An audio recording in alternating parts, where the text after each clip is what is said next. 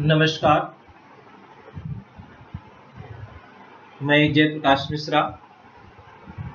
आज मैं आप लोगों को कक्षा 10वीं का विज्ञान भाग 2 साइंस एंड टेक्नोलॉजी के बारे में जानकारी देंगे।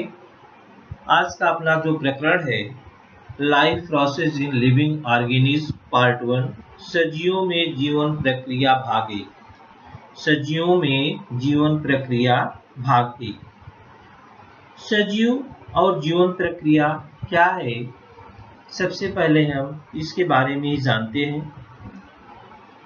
प्यारे विद्यार्थियों, living organism and life process.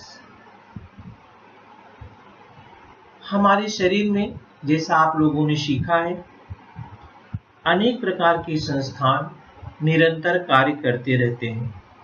उसमें से कुछ संस्थान ऐसे हैं जिसके बारे में आपने जानकारी लिया है। सबसे पहले उसमें है श्वसन संस्थान, पाचन संस्थान, रक्त परिसंचरण संस्थान, उत्सर्जन संस्थान और नियंत्रण संस्थान आदि के साथ साथ शरीर के आंतरिक तथा बाह्य अंग अपने अपने कार्य स्वतंत्र रूप से किंतु सभी के साथ समन्वय बनाकर रखते हैं। ये देखिए लाइफ प्रोसेस है अपना।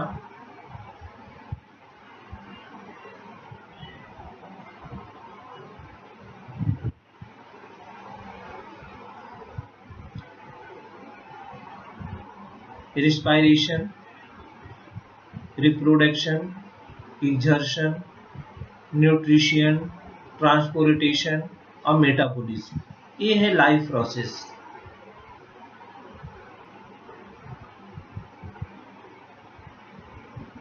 इसमें हम एक एक के बारे में आपको थोड़ा सी जानकारी देंगे।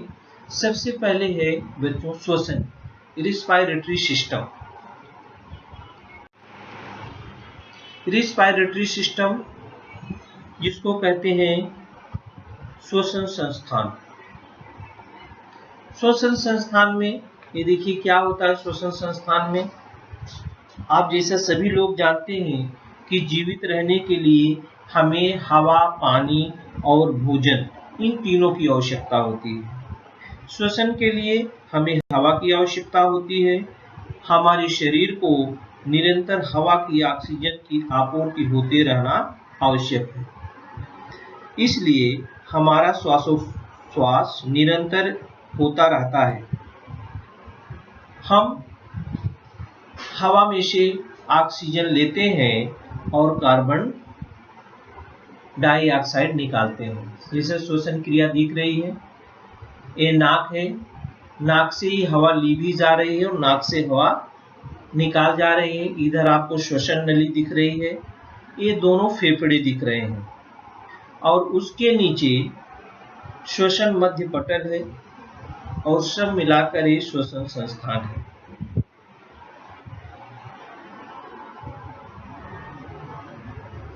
ये है रिस्पायरेटरी सिस्टम। दूसरा जो अपना महत्वपूर्ण संस्थान है वो है human digestive system. Human digestive system बच्चों, हमें भूख लगती है और एनर्जी भी हमको चाहिए काम करने के लिए, जो हमको फूड से मिलती है, तो हमको खाना पीना बहुत जरूरी होता है। ये देखिए डाइजेस्टिव सिस्टम है। हम मुंह से ही खाना प्रारंभ करते हैं।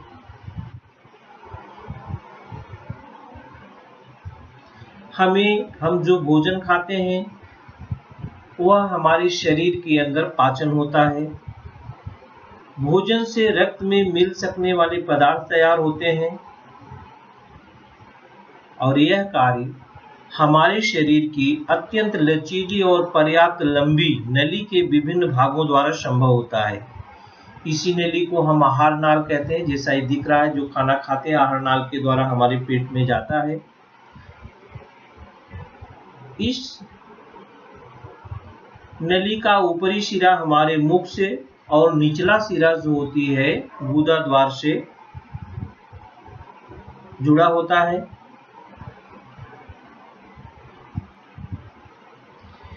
यहाँ पर विभिन्न प्रकार के कार्य होते हैं और जैसा आपने देखा होगा कि हमारा खाना आमाशय में जाता है, वहाँ पर हाइड्रोक्लोरिक एसिड मिलती है, फिर वह छोटी आंत से जाता हुआ बड़ी आंत में जाता हुआ इसके बाद जो वर्ज्य पदार्थ है वो इनस के द्वारा जो होता है बाहर निकाल दिया जाता है। इस प्रकार से दूसरी चित्रमाप क्रिया हो रही देख लें। पूरा मुंह में से खाना जाता है आहार नाल से पेट में, वहाँ पर मंथन होता है, फिर छोटी आंत लास्ट में बड़ी आंत से होता हुआ वो फिर बाहर निकाल दिया जाता है। इस प्रकार से ये पाचन क्रिया हमारे अंदर होती है। रक्त परिसंचरण संस्थान,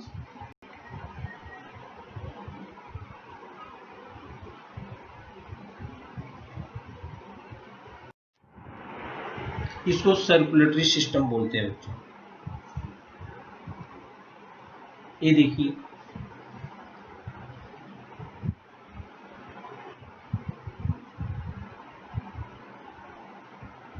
श्वसन के द्वारा ही हवा की ऑक्सीजन गैस शरीर के रक्त में मिश्रित होकर के शरीर के प्रत्येक भाग में फैलती है। अब भोजन के पाचन के बाद तैयार होने वाले पचे हुए पदार्थ रक्त में मिश्रित होकर रक्त के साथ शरीर के सभी भागों तक पहुंचते हैं। इसमें से कुछ पदार्थ शरीर के लिए ईंधन का कार्य करते हैं। हवा की जो ऑक्सीजन है बच्चों, वो रक्त के साथ शरीर के सभी भागों में पहुंचने पर वहां ईंधन रूपी पदार्थों का ऑक्सीजन की सहायता से मंद ज्वलन होता है और शरीर को ऊर्जा प्राप्त होती है और यही ऊर्जा शरीर के सभी कार्यों के लिए प्रयुक्त होती है।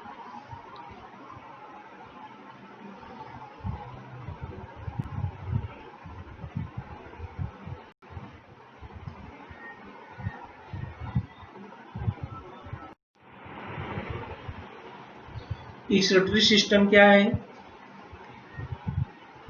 उत्सर्जन संस्थान जिसको बोलते हैं बच्चों।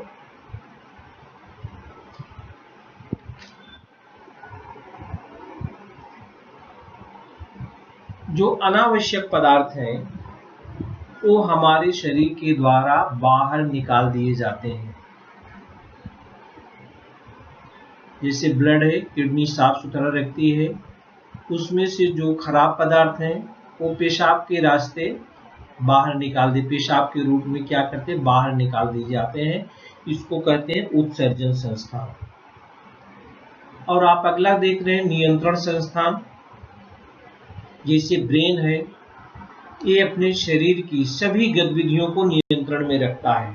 आप सो जाते हैं, आपको कोई बुलाता है तो अपना ब्रेन ही काम करता है कि आपको कोई पुकार रहा है, तो आपको जागृत कर देता है और आप उसकी आवाज को क्या कर सकते हैं, सुन सकते हैं।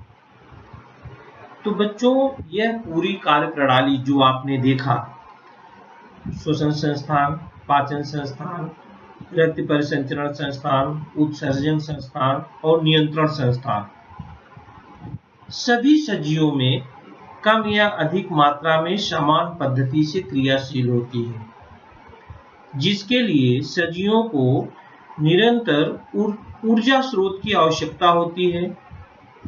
ऊर्जा हमें भोजन से मिलती है। भोजन में कार्बोज पदार्थ, स्निग्ध पदार्थ और प्रोटीन, ये जो होते हैं भोजन के मुख्य रूप से घटक होते हैं।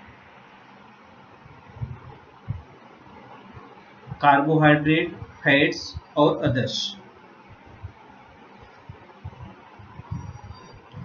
इसी प्रकार से जैसे अपने शरीर को कार्बोहाइड्रेट चाहिए, स्निग्ध पदार्थ चाहिए, प्रोटीन चाहिए, उसी प्रकार से वनस्पतियां कैसे देखती है अपना भोजन कैसे बना लेती हैं, ये सूर्य के प्रकाश में अपना भोजन खुद बना लेती हैं। इनको किसी पर आश्रित होने की जरूरत नहीं है, लेकिन जितने भी प्राणी हैं सबको जो होता है सब वनस्पतियों पर ही डिपेंड रहते हैं अपना भोजन पाने के लिए। हम अपने भोजन में, आहार में बहुत सारे फल सब्जियां का सेवन करते हैं। उसमें विभिन्न प्रकार के पोषक तत्व जैसे कार्बोज, ग्रथेन, स्निग्ध पदार्थ, जीवन सत्व एवं खनिज प्राप्त करते हैं। इसके लिए हम जो भी खाद्य पदार्थ खाते हैं सब में ऊर्जा जो होती है वो अलग अलग हमको मिलती है। तो बच्चों, सजीव और ऊर्जा का निर्माण किस प्रकार से होता है, इसको हम देखते हैं living organism and energy production. Living organism and energy production. सभी सजीवों में श्वसन की क्रिया शरीर स्तर और कोशिका स्तर, इन दो स्तरों पर होती है। शरीर स्तर पर होने वाले श्वसन में ऑक्सीजन और कार्बन डाइऑक्साइड, इन गैसों का शरीर और आसपास के वायुमंडल में लेन देन होता है। और कोशिका स्तर पर होने वाले श्वसन भोज्य पदार्थों का ऑक्सीजन की सहायता से या ऑक्सीजन के बिना ऑक्सीकरण द्वारा किया जाता है।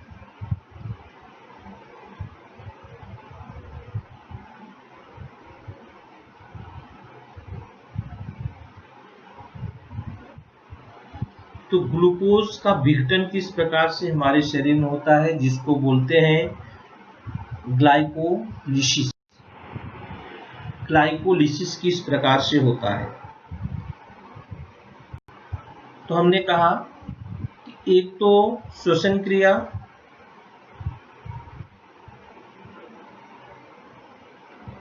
तो कोशिका स्तर पर एक ग्लाइकोलिसिस क्या है आप देखते हैं। इसमें कोशिका द्रव्य में होने वाली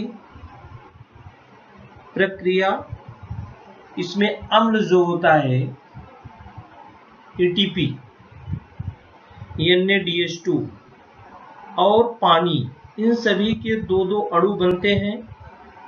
बाद में इस प्रक्रिया में निर्माण हुए पायरुविक अम्ल, कौन सा अम्ल, पायरुविक अम्ल के अणु का एसिटिल कोएंजाइम्स, इस अणु में रूपांतरण किया जाता है।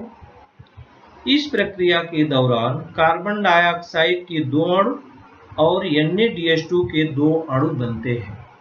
इसको कहते हैं बच्चों ग्लूकोज का विघटन। ग्लूकोज का विघटन माने ऑक्सीश्वसन में ये 3 चरणों में ग्लूकोज का ऑक्सीकरण होता है। पहला था ग्लूकोज का विघटन, दूसरा है ट्राई कार्बोक्सिलिक अम्ल चक्र,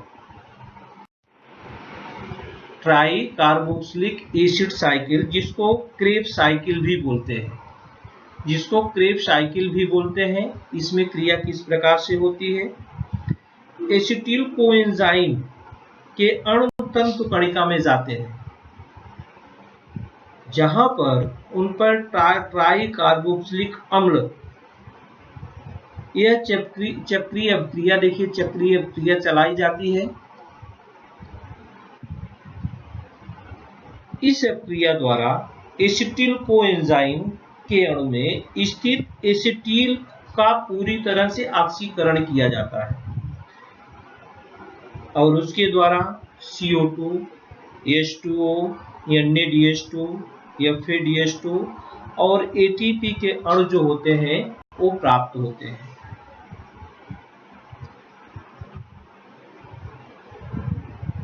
तीसरी जो है क्रिया उसको बोलते हैं ETC reactions, electron transfer chain reactions. ETC reaction जिसको बोलते हैं इलेक्ट्रॉन संवहन श्रृंखला अभिक्रिया, इलेक्ट्रॉन संवहन श्रृंखला अभिक्रिया। इसमें क्रिया किस प्रकार से होती है, ये देखिए ये mitochondria and try carboxylic acid cycle है। इलेक्ट्रॉन संवहन श्रृंखला क्रिया भी तंतु कणिका में ही होती है।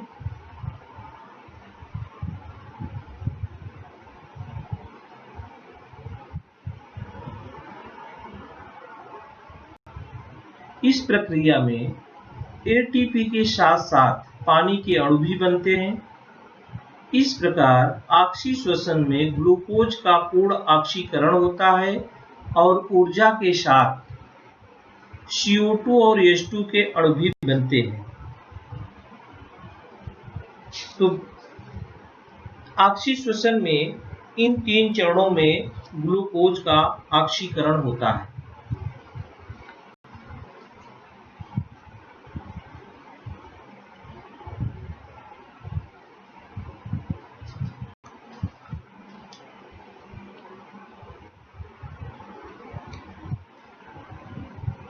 देखते हैं energy from different food components. भोजन के विभिन्न घटकों द्वारा प्राप्त होने वाली ऊर्जा। भोजन के विभिन्न घटकों द्वारा प्राप्त होने वाली ऊर्जा। प्यारे बच्चों, जब हम लोग आवश्यकता से अधिक खाते हैं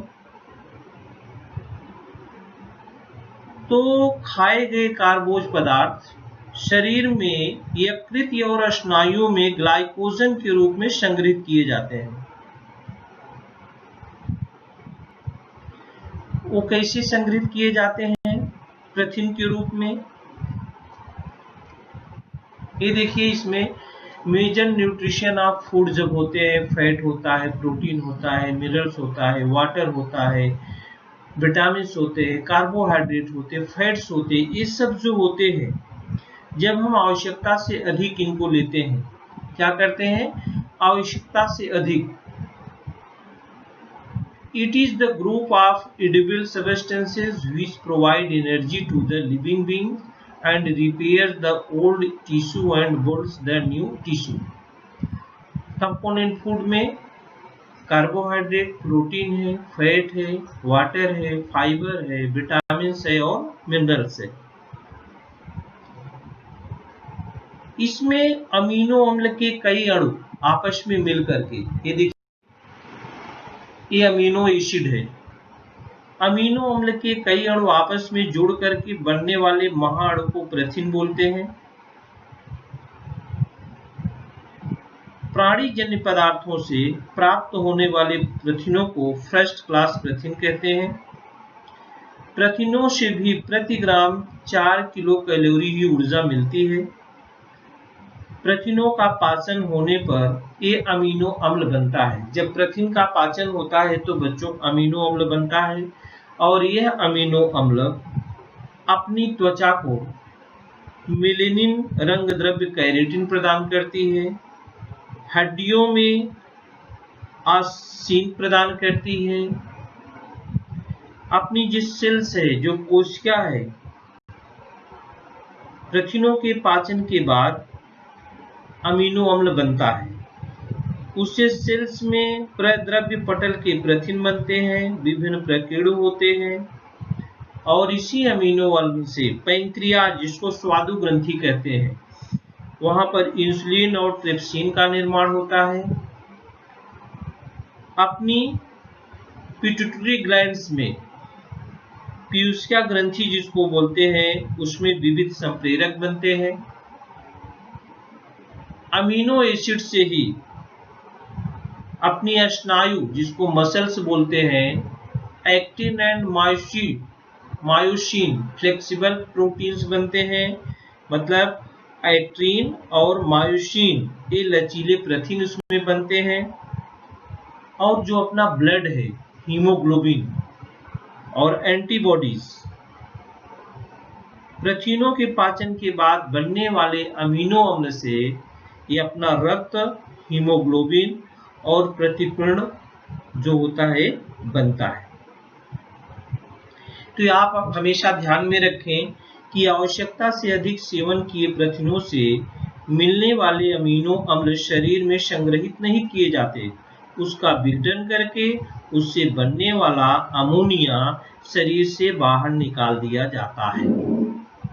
आवश्यकता होने पर प्रथिन का रूपांतरण दूसरे उपयोगी पदार्थ में जैसे कि ग्लूकोनियोजेनेसिस प्रक्रिया द्वारा ग्लूकोज में किया जाता है।